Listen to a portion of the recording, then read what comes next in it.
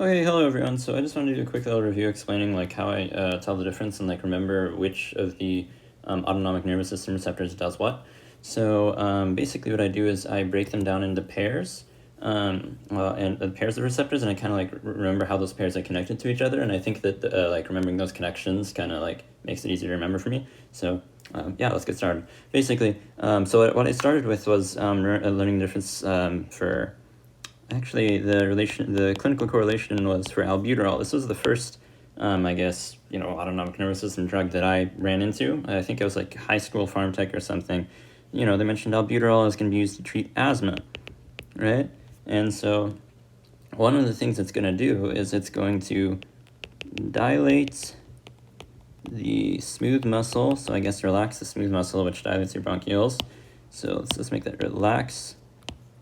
The smooth, albuterol is going to relax the smooth muscle in the lungs.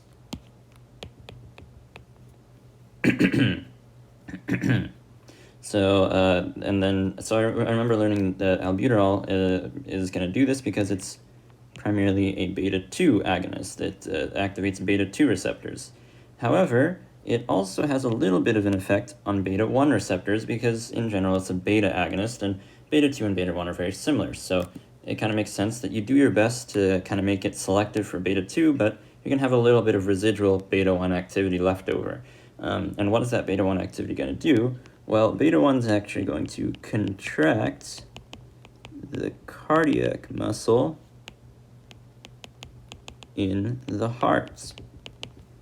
So there you go. So that explains the side effects of albuterol. Why do you give albuterol to patients? Because, well, you want to dilate their lungs. You want to make their bronchioles bigger. You want so that they can breathe again. However, one of the side effects of albuterol, one of the common ones that we're supposed to watch out for in pharm tech or EMT or whatever, is that the patients might report some tachycardia because there is some like overflow activation on the heart.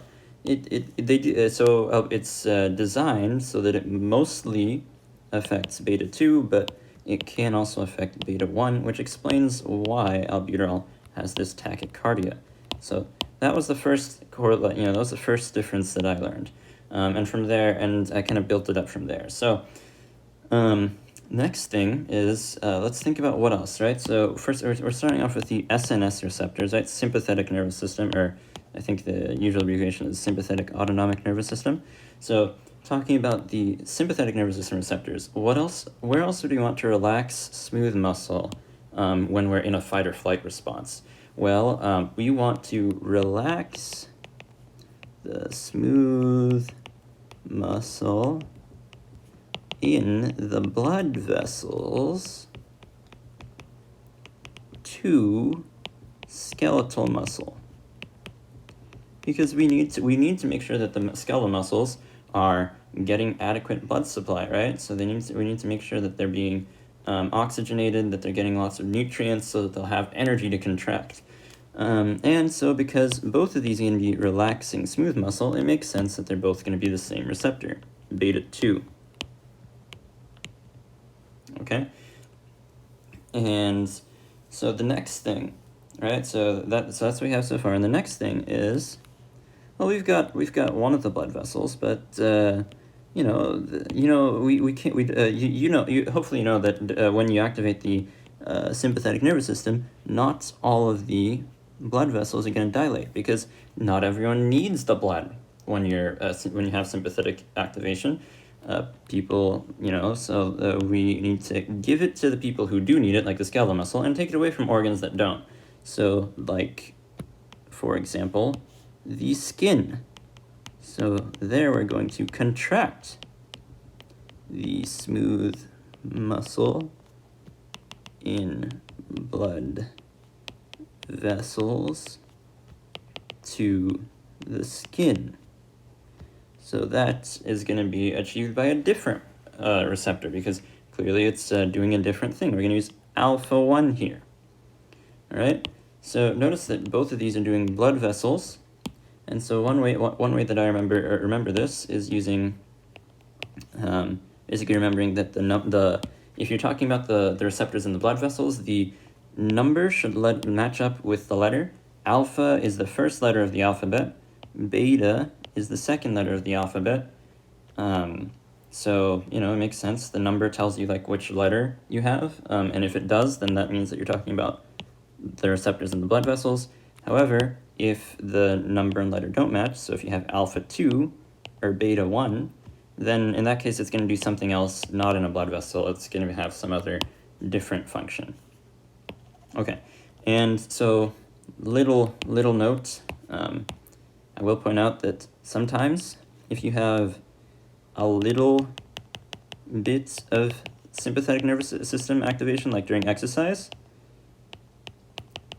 you might actually inhibit these alpha 1s, because you might actually want to increase blood flow to the skin so you can let off heat.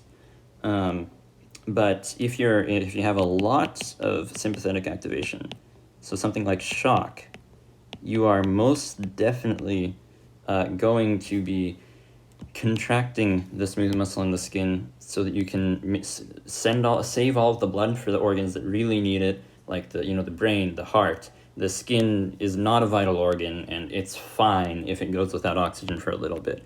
But the brain and the heart are going to die if they don't get oxygen. So it's sympathetic nervous system. Sometimes it can have little different effects. But if let's just think about the one that happens in shock for this one. So if you just think about the effect that the sympathetic nervous system has in shock, it makes sense that the alpha 1 contracts the smooth muscle in the blood vessels to the skin. You want vasoconstriction in the skin when you have like a shock response. Okay, but we also want to contract smooth muscle in other places as well when you have sympathetic activation, right? So alpha 1 is also going to contract the smooth muscle in the iris. Okay, so we want to contract the smooth muscle of the iris, so that will give you dilation so that you can see more of what's coming in. That will dilate your pupil so that you let in more light so that you can see everything, because sympathetic nervous system wants you to see everything, see the lion, see the zebra, see all of the stuff that's out there. And also another thing that alpha 1 will do is it will contract the smooth muscle in the GI tract sphincters, because the sphincters of the GI tract, right, those are like the gates that control whether stuff can go from one part of the GI tract to the next. If you contract the sphincter and close it in, then food will not move from one part to the next. So food stops moving. And that's what you want when you have sympathetic activation. We don't want to be digesting stuff. We want to be using all of our energy to run away from the lion, not to be like resting and digesting. That's parasympathetic stuff. We turn that off, right? So there we got alpha 1. All right, so now the question is, what does alpha 2 do? Well, we just said that we're going to be contracting the smooth muscle in the GI, right, with alpha 1. What's going to relax the smooth muscle in the GI tract? Now, why would you want to relax the smooth muscle in the GI tract if you're part of the sympathetic nervous system? Good question. Well, what about the GI walls, right? So these are the guys that move the food through the digestive tract by peristalsis, right? We don't want those contracting either, because if those contract, then they will actually move the food along the GI tract, and we want them to stop contracting, just be flat. We want these walls to stop contracting and just be flat, because if they do that, then food will stop moving, and once again, that's what we want to do in sympathetic nervous system. However, alpha 1 isn't going to cut it for us. We have to use a different receptor. We can use alpha 2. All right, so there's that. But that's not the only function that alpha 2 has. Alpha 2 has another function as well, and that is the autoreceptor. Now, the autoreceptor is interesting, and it's part of basically negative feedback. Alpha 2. All right, so what does this do? So basically, this is how a sympathetic nervous system neuron, when it releases norepinephrine, then obviously that's going to activate the next neuron, but also it's gonna come back to itself.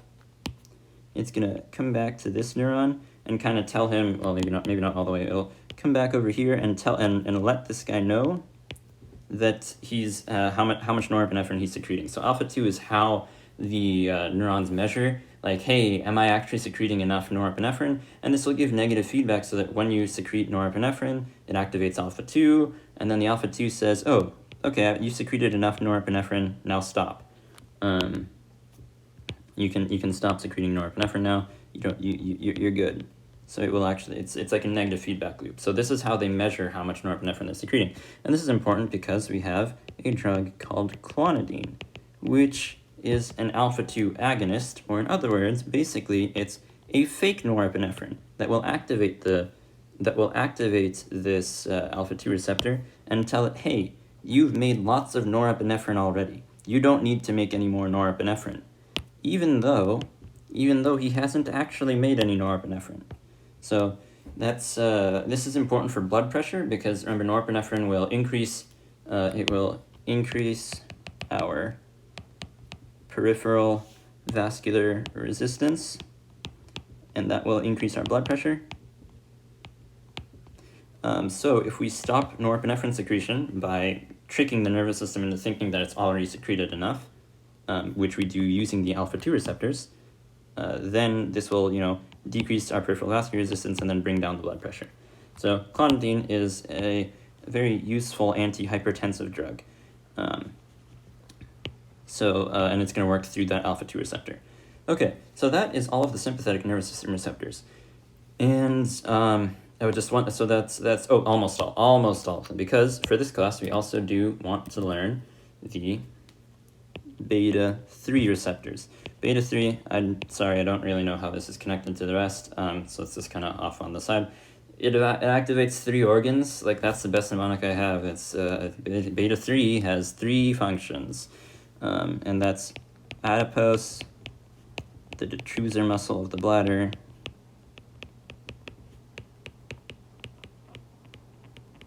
and endothelial cells. And so there we go. That's all the sympathetic nervous system receptors. All right, and then so so I think that's the most important part. I will also review what Dr. Reddy mentioned. He actually had a pretty decent. So as far as the mechanisms go of these guys, Reddy has a pretty good slide on this as well. But I'm just gonna go over my mnemonic real quick, and that is that beta 1, beta 2, and beta 3 are going to be all G stimulatory. All the betas are G stimulatory. They're all GS. So simple enough to remember that. And then as far as alpha and M, remember alpha is going to be adrenergic, M is going to be the muscarinic receptors. You can split those subtypes based on whether they're even or odd. So alpha 1 and M1 are going to be GQ, and alpha 2, M2, and M4. Actually, I guess M3 is up here. I think M4 is relatively minor. But if anyone asked about it, it's M2, M3, right? So M4 is minor. It's alpha 1, M1, M3 are GQ, and then alpha 2 and M2 are going to be GI. All